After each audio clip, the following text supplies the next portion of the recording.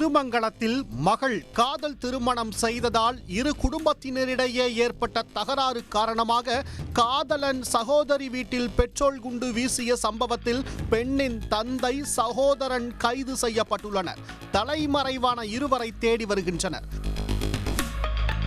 மதுரை மாவட்டம் திருமங்கலம் சோழவந்தான் சாலையில் வசித்து வரும் செல்வம் பத்மாவதி தம்பதியின் இளைய மகன் 25 வயது அஸ்வந்த்.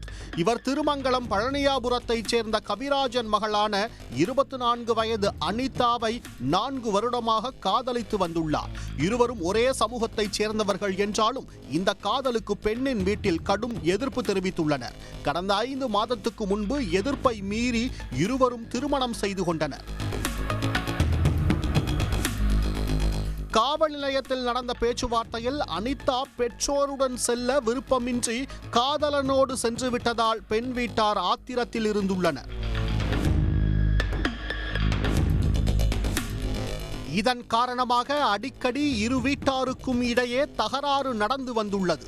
இந்நிலையில் புதன்கிழமை இரவு செல்வத்தின் மூத்த மகள் பிரியதர்ஷினி வீட்டில் பெட்ரோல் குண்டு வீசி தீ வைத்தனர். இந்த விபத்தில் வீட்டின் அறையில் இருந்த பொருட்கள் முழுவதும் எரிந்து சாம்பலானது. மேலும் பீரோவில் வைக்கப்பட்டிருந்த 35 சவரன் தங்க நகைகள் உருகியதுடன் ரொக்கப்பணம் 2 லட்சம் ரூபாய் தீயில் கருகி சாம்பலானது. தீ விபத்தின் போது வீட்டில் யாரும் இல்லாததால் உயிர் சேதம் தவிர்க்கப்பட்டது.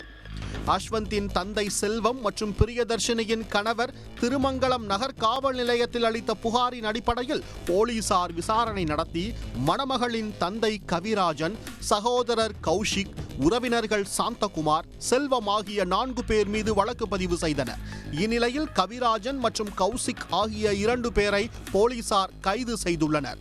தலைமறைவான இருவரை தேடி வருகின்றனர். உடனுக்குடன் செய்திகளை தெரிந்து கொள்ள சன் நியூஸ் பெல் ஐகானை கிளிக் பண்ணுங்க.